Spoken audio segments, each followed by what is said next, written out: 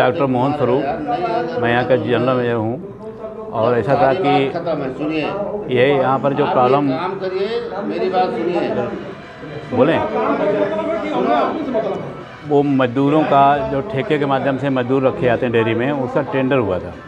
तो टेंडर में पहले 3 कंपनियां काम करती थी और इस बार दोबारा जो टेंडर हुआ तो ए स्क्वायर नाम की कंपनी का टेंडर हुआ, क्योंकि उसके सबसे मिनिमम रेट आए थे उसके आधार पर, और ये टेंडर जेम पोर्टल के माध्यम से किया गया था। तो मिनिमम रेट के आधार पर ए स्क्वायर को एक कार्य दिया गया था। और चूँकि पुराने जो ठेकेदार लोग थे तो वो काफ़ी लंबे समय से काम कर रहे थे, तो हो सकता है उनको कुछ इस बात को लेके ये हो कि हमारा काम छिन गया जो है, उन्होंने डिस्टर्बेंस पैदा करने की कोशिश की और मजदूरों को भड़का दिया। तो ये लोग हड़ताल पर चले गए। 31 तारीख की रात के 12 बजे इनका हैंडओवर होना था काम।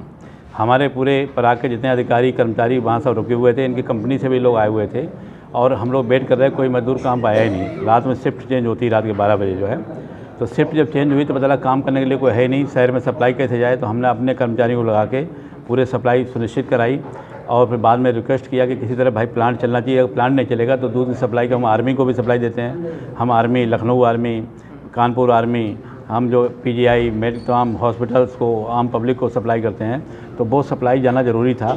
तो सारे स्टाफ लगा के वो सप्लाई हमने सुनिश्चित कराई।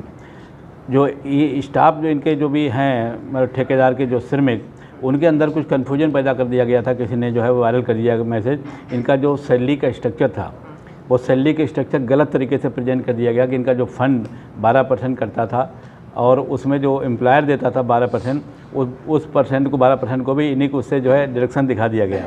और इनके दिमाग में आया कि अब तो ये तक हमारा 12% करता था, अब 24% करने लगेगा, ESI का भी पैसा हमारा कटेगा, GST भी कटेगा। वो कैलकुलेशन इस तरह कर दिया कि वो इनका जो अमाउंट अभी तक मिल रहा था इनको, उससे काफ़ी कम, करीब 2/3 उसका बचा था। तब ये लोग परेशान हो गए कि हम लोग इतनी मेहनत करते हैं, काम करते हैं, हमें इतना कम पैसा मिलेगा। तो किसी की बात मानने के लिए तैयार नहीं थे। इन्होंने अपना धरना प्रदर्शन, नारेबाजी, वो सब शुरू, काम में व्यवधान डालना, वो सब शुरू कर दिया। ये किसी न किसी द्वारा प्रायोजित था।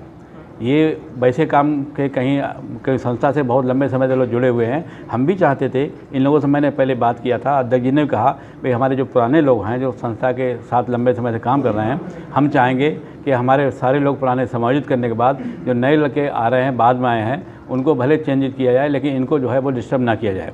और इसी प्लानिंग से हम लोग रात में 12 बजे तक, 12 बजे के बाद रुके थे 31 तारीख को।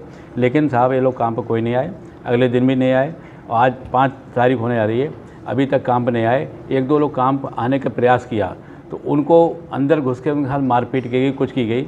और इनका कन्फ्यूजन, अभी कल विधायक जी आए थे, वहाँ मीटिंग हुई थी माननीय उप मुख्यमंत्री ब्रजेश पाठक जी के साथ में, तो हुआ कि यहाँ पर पराग डेयरी में इस तरह दिक्कतें चल रही हैं, तो यहाँ बैठक की गई। पुलिस के भी सीनियर ऑफिसर, ACP, DCP, यहाँ के थानाध्यक्ष और यहाँ के चौकी इंचार्ज पाठक जी सामने बैठे हुए हैं, लगातार संपर्क में हैं।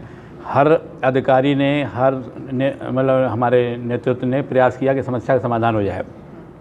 कल कुछ कर्मचारी ये बुलाए गए थे, इन लोगों से बात की गई, तो इनसे पूछा कि आप बताओ समस्या क्या है, मुख्य समस्या क्या है। बोले साहब समस्या ये है कि हमें जो वेतन मिलता था, हम चाहते हैं वही वेतन मिले। हमने इनको आश्वस्त करने का प्रयास भी किया कि आपको वही मिलेगा जो श्रम कानून के तहत, श्रम विभाग द्वारा जो जारी होता है, उसके तहत जो न्यूनतम मजदूरी है, अकुशल, कुशल, अर्धकुशल श्रमिकों को वही दे होगा। लेकिन उस समय देर हो गई थी और डॉक्यूमेंट्स, पत्रावलियाँ उस समय हमारे पास नहीं उपलब्ध थी। तो ये तय हुआ, विधायक जी ने कहा सुबह बैठते हैं और इससे हम लोग जो है पूरा इनको साक्ष्य सहित दिखाते हैं कि वास्तविकता क्या है। आज हमने साक्ष्य सारे जो है वो इकट्ठे किए, वो पेपर्स, फाइलें सब मंगाई, तो इनको पूरा पढ़ के दिखा दिया कि इनका जो पहले मिलता था वही आज मिलेगा। EPF का पैसा 12% ही कटेगा, 12% जो एडिशनल कटेगा, इनिशियली वो पे करेंगे, उस पैसे का रिम्बर्समेंट जो है वो संस्था पराग द्वारा किया जाएगा। जो है इस तरह से ESI का भी पैसा जो इनसे कटेगा, जो इनका पार्ट है वो ये देंगे, बाकी संस्था द्वारा जो पार्ट है संस्था देगी। GST का जितना इनका बिल बनेगा, GST पे करेंगे, उस GST का रिम्बर्समेंट बाद में संस्था से किया जाएगा। इस प्रकार जितना भी कन्फ्यूजन था, सारा कन्फ्यूजन दूर करा दिया गया। इन लोगों को, एक एक आदमी को वो चीज़, नोट शीट का वो कॉलम पूरा पढ़ा भी दिया गया है कि क्या है। तो कन्फ्यूजन आज तारीख में कुछ नहीं है। आप चाहें तो ये लोग उनमें से कुछ आपकी बात आप खुद पूछिए, भैया हम कहें संतुष्ट हैं। ये अविश्वास लोगों में फैला कैसे? अभी आप देखा जैसे ये कोई प्री प्लान लगा, हाँ, कि कौन सी ऐसी शक्तियाँ हैं जो इसमें? देखिए, हम इसके बारे में पूरा कोई साक्ष्य हमारे पास नहीं है, लेकिन चूँकि ऐसे लंबे समय तक जो लोग ठेकेदार लोग काम कर रहे थे, ज़रूर कहने कि उनको कष्ट हुआ होगा, हमारे यहाँ से बिजनेस चला गया, काम चला गया, तो उनका रोल हो सकता है। वो तो असलियत लोग जानते होंगे कौन व्यक्ति है। और इनके पास एक अभी वायरल मैसेज भी है, फिर इनके सैलरी के स्ट्रक्चर को लेके वो एक मतलब आर्टिफिशियली उस स्ट्रक्चर को चेंज करके बनाया गया है, जिससे ये लोग जो है भड़के थे देख के कि हमें इतनी कम सैलरी मिलेगी। आप लोगों ने की नहीं? नहीं, कार्रवाई किस पे करें हम? सर्च नहीं किया अभी तो? नहीं, इसके बारे में वो सर्च अभी नहीं हो पाया है और सर्च करने का प्रयास किया जाएगा। वो आपने बड़ा इन्वेस्टिगेशन किया भी, काफ़ी कुछ डाटा ले रखा है, लेकिन ये था सोची समझी रणनीति के तहत और इन लोगों को कन्फ्यूजन हो गया था। वो कन्फ्यूजन आज इनको दूर कर दिया गया। कल तक भी दूर नहीं हो कल तक नेता आपको आ जाइए सामने।